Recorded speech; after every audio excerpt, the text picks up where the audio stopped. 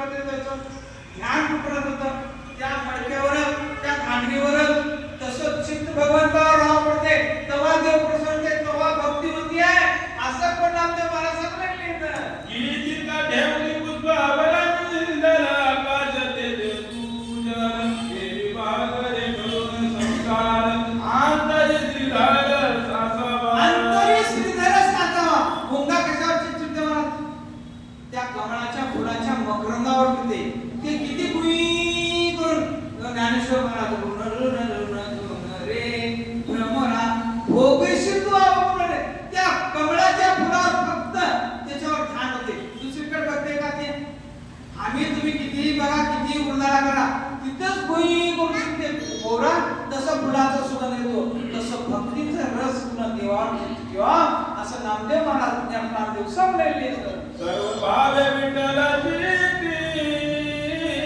रूप भावे सर्व भूती सर्वाभूती रजत मंडा कोणी निश्चिती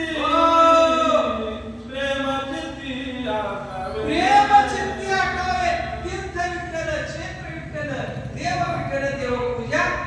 विठ्ठल माता विठ्ठल पिता विठ्ठल बंधू विठ्ठल गोत्र विठ्ठल सगळ्या जगी विठ्ठल पाहो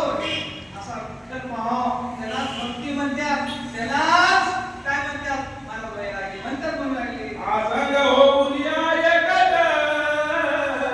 सत्वजीला त्यानी सुबत हो प्रेम भक्ती एकनिष्ठ त्याची श्रेष्ठ म्हणावी एक निष्ठ जसं पतिव्रता नारी या पतीला सोडून दुसरं चिंतन करत नाही तसं नामदेव महाराज हे विठ्ठलाला सोडून ध्यानच करत नाही तसं एकनिष्ठ एकांत भक्ती करणाऱ्याला श्रेष्ठ भक्ती म्हणतात मग लागले एकांती बजोनी नित्य मना करावे हरीचे वचन या विरहित केली कारण ती बंधने जाणवी ते बंधने काय नित्य नियमनाने ते प्राणी दुर्लभ लक्षितो नमन दया करी महाराज आम्ही 24 घंट्यामध्ये सकाळ आंघोळ केल्यावर एक अर्धा घंटाच का म्हणा स्वतः भजन करा बरं का लोकांकरता कमी स्वतः करता काही म्हणा रामकृष्ण म्हणा रुपाळी म्हणा काकडा म्हणा भजन म्हणा आपल्या करता एकच तास म्हणा अर्धा तासात म्हणा ते श्रेष्ठ भक्ती आहे महाराज एकांतात केलेली भक्ती सगळ्यात श्रेष्ठ आहे नामदेव महाराजचे वाक्य माझे ऐकून लागले काया वाच मनोभाव म्या सांगितला मला अनुभव येई वागती येता पंढरी राव रुक्मिणी नाव श्री विठ्ठल काया वाचे मनो आणि भावे आता याच्यामध्ये काया आहे वाचा आहे मनो आहे आणि भावे पाच प्रकार आहेत त्याच्यात आम्ही काया वाचा मनो भावे म्हटलं झालं असं पाच सगळे एकच करून पंढरीनाथाला अर्पण करावं त्याचं ध्यान करावं म्हणत तेव्हा भक्ती होते तेव्हा का होते मनन होते म्हणून पंढरीनाथाला हे प्रिय आहे असं म्हणून लागले आय जाय कोणी वचन विक्त ज्ञानदेव धारा विष्णू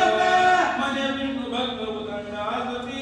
पुढती होती अपार मूर्ती होती अपार आनंद झाला ज्ञानेश्वर महाराज एवढा ऐकला काय ज्ञान सांगलेले गुह्य ज्ञान आहे महाराज भक्ती कसं करावं भजन कसं करावं नामस्मरण कसं करावं पूजा कसं करावं एकांतात लोकांतात कसं करावं सगळ्या हे नामदेव महाराज ज्ञानेश्वर महाराज सांगणार आनंद झाला एवढं गुह्य ज्ञान सांगितल्यानंतर महाराज साधू संत गुह्य ज्ञान सांगा बाबा हा आपल्यापाशी पैसा किती आहे सांगतो का आम्ही हा लोकाला